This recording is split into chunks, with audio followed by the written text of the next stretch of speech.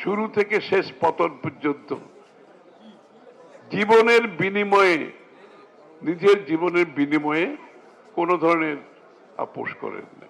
দেশনেত্রী বেগম খালেদা জিয়া যেই উপহার দিয়ে গেছেন আমাদেরকে, আমি তো বলছি উনি একটা উপহার দিয়ে গেছেন জাতিকে, বিএনপিকে না, খালি বাংলাদেশকে ওনার মৃত্যুর মাধ্যমে একটা উপহার দিয়ে গেছে।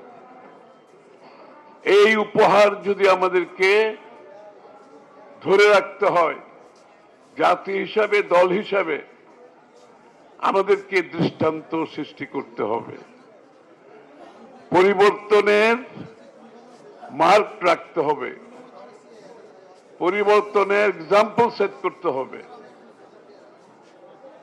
এটা জাতির প্রত্যাশা। আজকে বেগম খালেদা জিয়া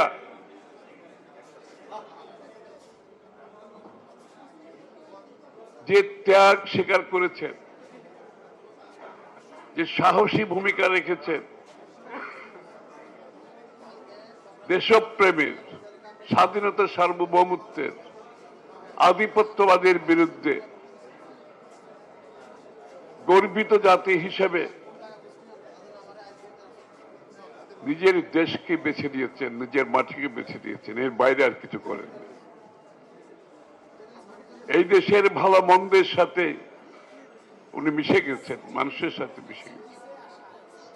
উনি কিন্তু ক্ষমতায়, ওনার রাজনৈতিক জীবনের ক্ষমতায় ছিলেন মাত্র 1/4 না, আরো কম। পুরো রাজনৈতিক জীবনের ক্ষমতায় কিন্তু ছিলেন 20-25% সময়, বেশি না। কিন্তু ওনার পুরো জীবনের বাকি সময়টুকু, বৃহৎ সময়টুকু, অধিকাংশ সময় উনি আন্দোলন সংগ্রামের মধ্যে ছিলেন। এটা হয়তো আমাদের অনেকের মাথায় আসে না।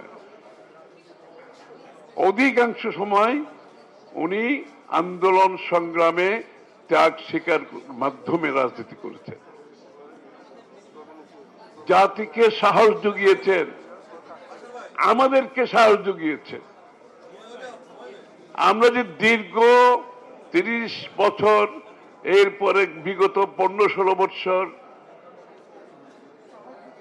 আমরা যে সাহসের সাথে আমাদের দল, বাংলাদেশ জাতীয়তাবাদী নেতা কর্মীরা জ্বলে পুড়ে খাঁটি সোনায় পরিণত হয়েছে, সেই সাহস বেগম জিয়া জুগিয়েছে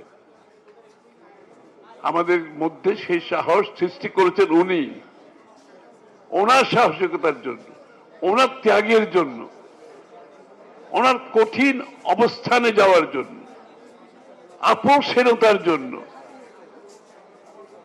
আপনারা চিন্তা করেন, উনি রাজনীতিতে আসছেন, যখন সরাসরি রাজনীতিতে আসছেন, এই যে স্বৈরাচার এরশাদের সময় একজন নেতা শুরু থেকে শেষ পর্যন্ত একদিনের জন্য আপোষ করেন না, একজন নেতা। আর বাকি যারা আছে সবাই বিভিন্ন সময়ে এরশাদের সাথে সহযোগিতা করে নির্বাচনে অংশগ্রহণ করেছেন, বিভিন্ন সুযোগ সুবিধা নিয়েছেন। একমাত্র ব্যক্তি শুরু থেকে শেষ পর্যন্ত 1 মিনিটের জন্য কোনো আপোষ করেননি।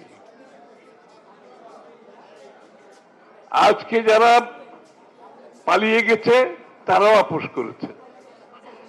আজকে যারা আমাদের নির্বাচনে অংশগ্রহণ করছে বিএনপির প্রতিপক্ষ হিসাবে, তারাও কিন্তু এরশাদের সাথে নির্বাচনে অংশগ্রহণ করেছে। আপনাদের মনে আছে? হ্যাঁ, একমাত্র বেগম খালেদা জিয়া এবং বিএনপি অংশগ্রহণ করেন। ওই তখনই তো আপোষহীনতার প্রশ্নটা আসছে। পরবর্তীতে আবার যে সময়গুলো আমরা অতিক্রম করেছি, 1/11, 1/11, আবার ওই একমাত্র নেতা যিনি আপোষহীন করেন। অন্য অন্য দলের নেতা কর্মীরা বিভিন্ন ভাবে আপোষ করেছে, যারা পালিয়ে গেছে তারাও আপোষ করেছে, যারা আজকে নির্বাচন করছে আমাদের সাথে তাদের মন্তব্য আমরা শুনেছি 1/11। আপনারা যদি ফিরে যান তাদের মন্তব্য ১/১১-এর পক্ষে ছিল, কিন্তু আপনার মধ্যে ভুলে গেছেন তারা কিন্তু ১/১১-এর সহায়ক ভূমিকা পালন করেছে। একমাত্র বেগম খালেদা জিয়া কোন ধরনের কম্প্রোমাইজ করেন না। এর পরবর্তী সময়ে দীর্ঘ স্বৈরাচার ফ্যাসিস্টের বিরুদ্ধে আবারও একজন ব্যক্তি এবং দল বিএনপি শুরু থেকে শেষ পতন পর্যন্ত জীবনের বিনিময়ে, নিজের জীবনের বিনিময়ে কোন ধরনের আপোষ করেন না। এখানে আপনারা দেখবেন অনেক দল কেউ নেমেছে আবার ঢুকে গেছে, রাস্তায় নেমেছে আবার ঢুকে গেছে, এদেরকে দীর্ঘ সময় দেখা যায় নাই, মাঝে মাঝে এসছে মাঝে মাঝে গেছে। একটু চিন্তা করবেন, শুরু থেকে শেষ পর্যন্ত বেগম খালেদা জিয়া আপোষহীন ভাবে